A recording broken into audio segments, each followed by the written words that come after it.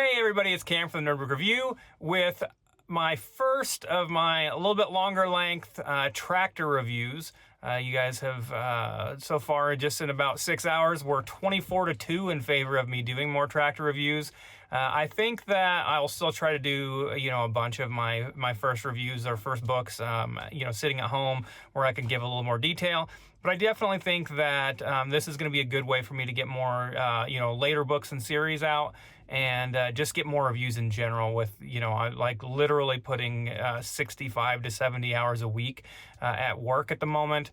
Last week I worked 64 hours during the week and then went in on Sunday, and here I am now just on Monday, still at work, right?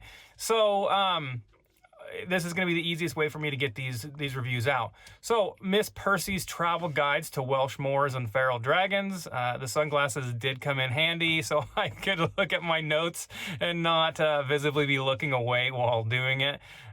This is Quenby Olson's second book in the Miss Percy's Travel Guide series. For those of you who remember or have followed my reviews for a while, I reviewed the first book. I gave it a 10 out of 10. I had it on my book of the year list, which is a little bit on the surprising side because it is a Regency era novel. So basically think style-wise like Sense and Sensibility, Pride and Prejudice, those kind of things. Sense and Sensibility sounds right, but right now I can't be 100% sure on that. Maybe we'll have a graphic up there saying whether I'm an idiot or not on that at the end of that.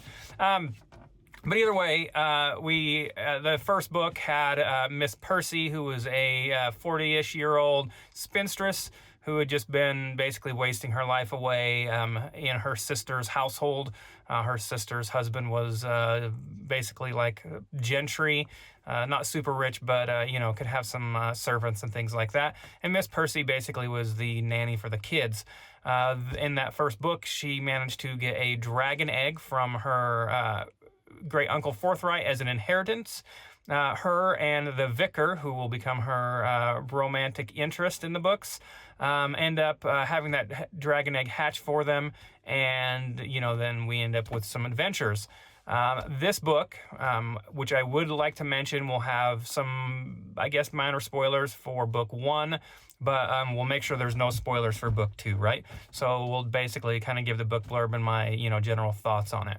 We have our crew, who's Miss Percy, Mr. Wiggin, and Mrs. Babington. For those of you who are not familiar with the characters very well, Miss Percy, of course, is our spinstress with her dragon Fitz. Then Mr. Wiggin is he was the vicar. At this point, it seems like he may no longer be a vicar as they are traveling around looking for, the legendary dragon nest that her great uncle Forthright's notes alluded to, off in the Welsh countryside. Seems like it would be hard for him to continue being a country vicar while not actually doing any preaching, very far away from his vicarage. And then Mrs. Babington is his housekeeper, who seems to be, her biggest thing is keeping everyone well fed and hydrated. She is a big fan of cooking for everybody.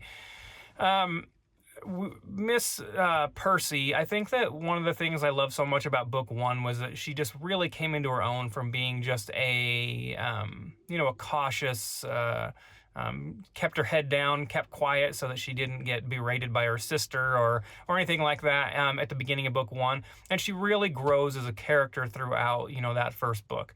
Well, in this one, we're dealing with a Miss Percy who has definitely mostly gotten over those issues that she's had, but she's always going to have that in the back of her head. There's going to be times where she's still going to stay quiet, but she's going to spend a whole lot more of her time actually, speaking her mind. And one thing I really just have kind of enjoyed about this book in particular is that Miss Percy, as she's coming into her own, people seem to just like her and they congregate around her, and she basically develops like her own family as throughout the course of this book.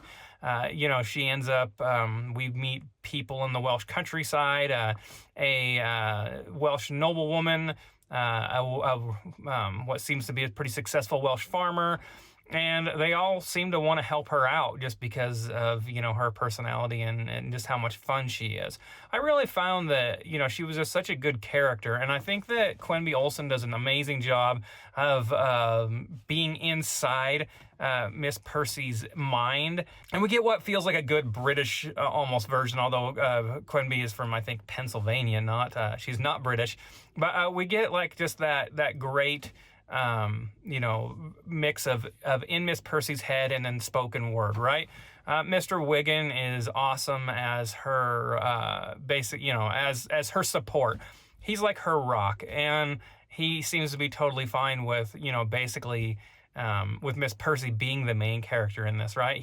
I think he realizes, as do most of the characters in the book, that that Miss Percy is the main character of this story. She's not just a background character anymore, and I think that Mr. Wiggin is an awesome, you know, support for that. I do think if we're getting into my thoughts on the book, which I think that we don't need to spend nearly as much time with these tractor reviews as I do when I'm sitting down, that I do kind of wish that maybe their romance had gone a little bit farther than it did in this book. I almost felt like for most of this book, they took a step back. And it is, you know, something that's talked about a little bit, especially in Miss Percy's mind, of like her worrying about that as times, because so much is happening and so many things, you know, make it feel like maybe their potential relationship gets put on the back burner for a while. And I would have liked a little bit more of that. Although I have to say, if other people have read it, I can't be the only one who was absolutely scandalized by Miss Percy catching sight of Mr. Wiggins' calves at one point. Come on, Quenby. Let's keep it tame here, all right? This is a Regency-era novel, and I think that we need to make sure that they're not even betrothed at the time that she sees his calf. So calm it down a little bit. Aside from that, I think that this book, what I'm probably going to give it rating-wise is maybe more like an 8.5 to a 9. The reason that I'm not going to go that full 10 out of 10 is actually there's two things. One, I should have mentioned this right off the bat. I listened to this book instead of read it, and I found it a little bit difficult for me personally to follow. Sitting in my tractor, there's just so much witty banter that I found myself like backtracking a lot. I had a hard time following, you know, sometimes like it's just so fast, right? The talk back and forth and the humor and stuff like that. And I felt like I missed out sometimes. Now that's on me, right? Not just sitting still somewhere while I'm listening. I feel like I would have been able to follow it a lot better reading though. And that's why, luckily here just in a few weeks, I'm going to get a chance to read book 3. I think it's only a few months until it actually gets released, book 3 does. And I'm definitely going to read that. I think that that's a better style for me, as opposed to like sometimes when I might doze off, when I might have to be like looking back at my composter or something like that, right? That it was a little bit harder to follow. And then the other thing is that I generally tend to take about a point off of the journey book. And that's what this one definitely is. They are going to be going all throughout Wales during the course of this. And while Mrs.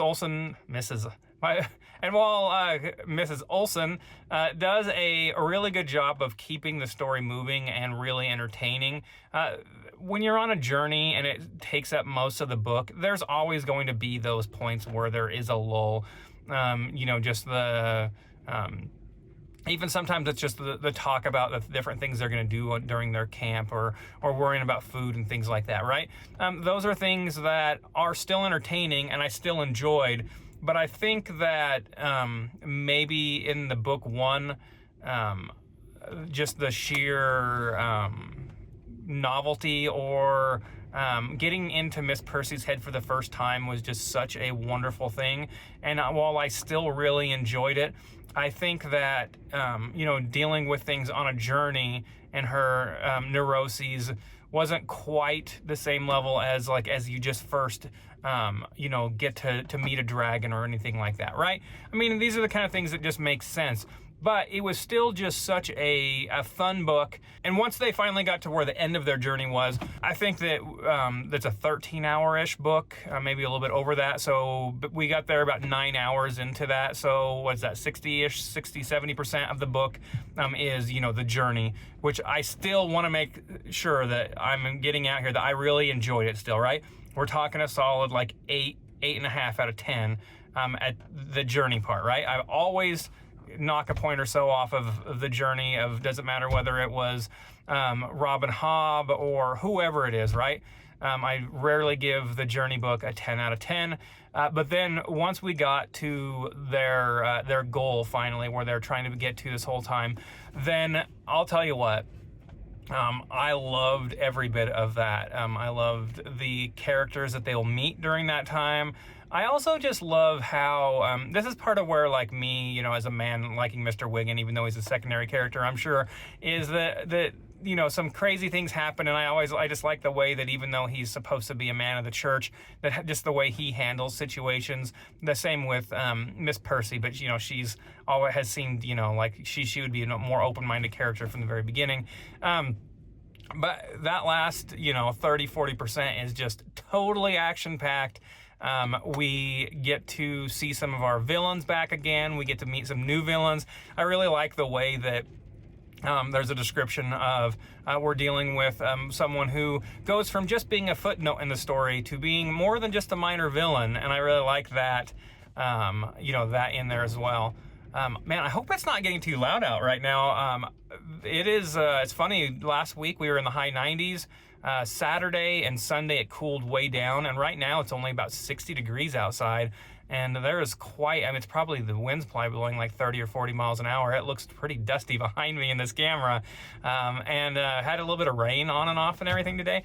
Getting back on track though, the last third has made me act like really, really happy that I waited 6 months to read this book, because I think if I'd have read it right after I read the first one, I would have been so sad that I was going to have to wait a long time before I got to get to book 2, because this one ends on quite the cliffhanger, and things just really ramped up in terms of action and what was going on, and I can't wait to get to book 3. I'm super excited that I have maybe a month, maybe even a little bit less than that, before I will get to read the arc of it. Important to note on this one that I did pay for this audiobook. I didn't, get a copy because it was only like $3 on Audible, and I've had the physical copy for quite some time now, but I have not quite gotten to it. And I thought, well, this is great. It's only like 13 hours. I can listen to it a little bit on Sunday while I was mostly in a loader yesterday, and then finish it off in a tractor today.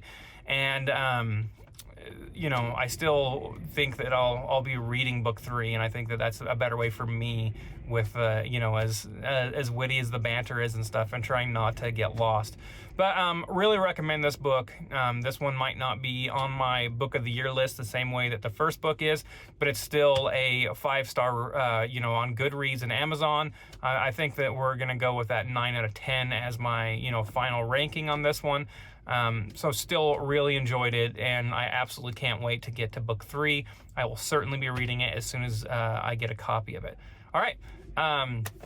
I know it's not my usual genre, but I'm telling you, it's not just your typical Regency era novel.